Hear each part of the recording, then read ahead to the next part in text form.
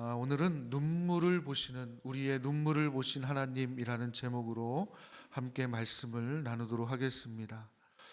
우리 인생에는 예고 없이 찾아오는 위기의 순간들이 있습니다. 건강하던 사람이 갑자기 병을 발견하기도 하고 또 안정된 직장에 갑작스런 위기가 찾아올 때도 있습니다. 예상하지 못한 사고가 발생하기도 하고 평안하던 가정에 어떤 잘못된 일들이 갑작스런 문제가 생기기도 합니다.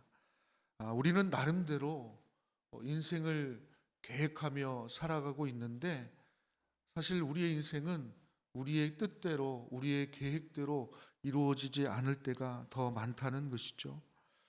오늘 본문에도 그런 사건이 등장합니다.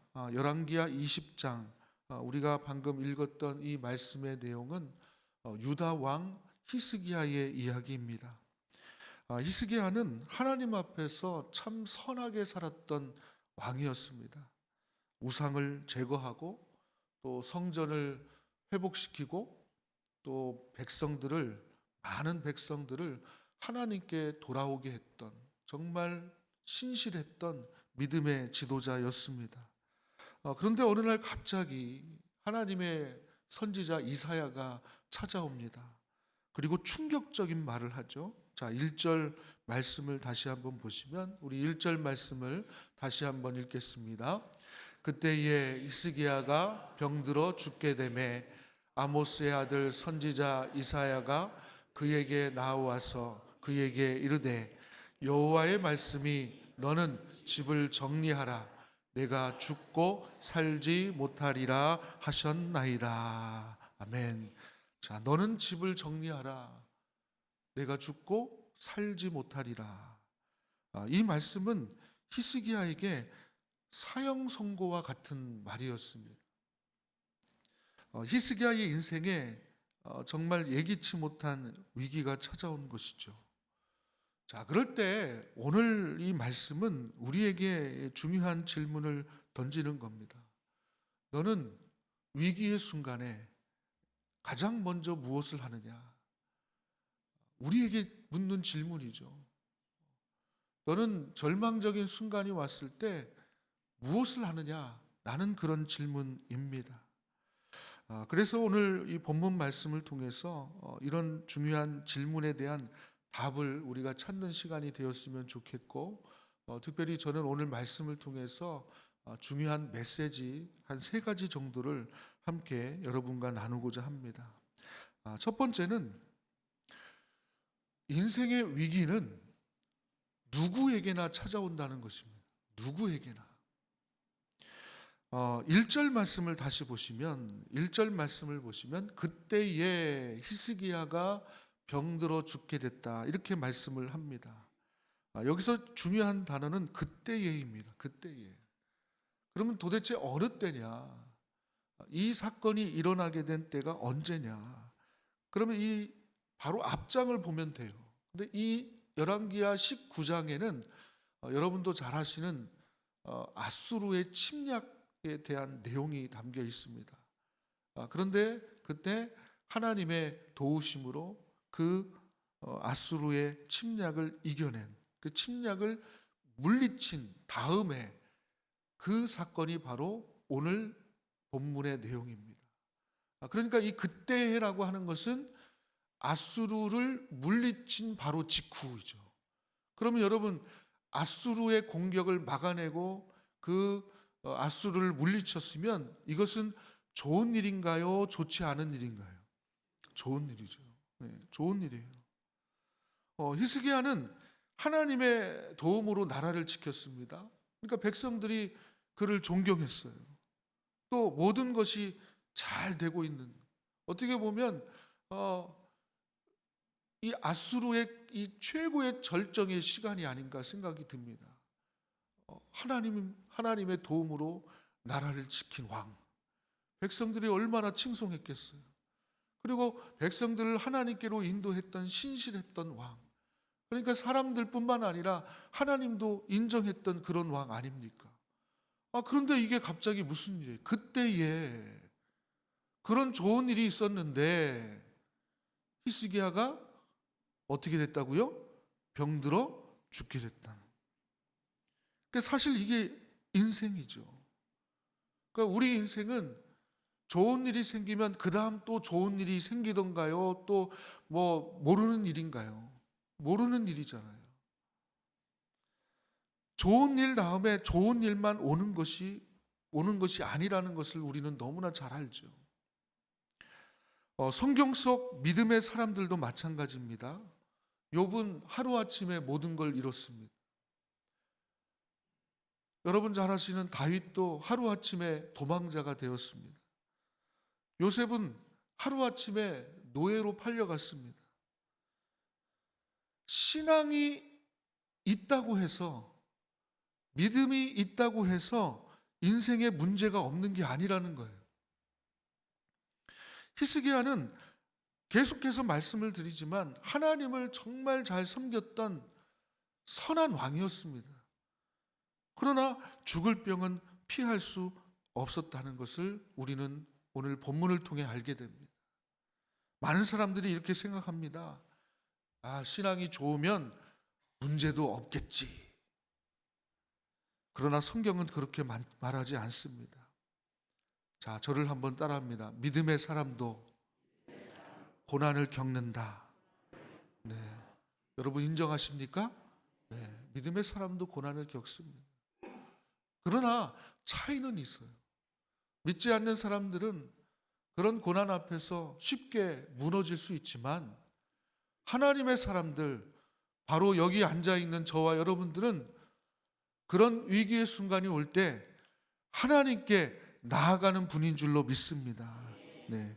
자, 그래서 두 번째로 믿음의 사람은 이런 위기의 순간에 기도하는 사람이라는 것을 우리는 알아야 합니다. 자, 오늘 본문 2절 말씀을 또 함께 읽겠습니다. 2절 말씀입니다.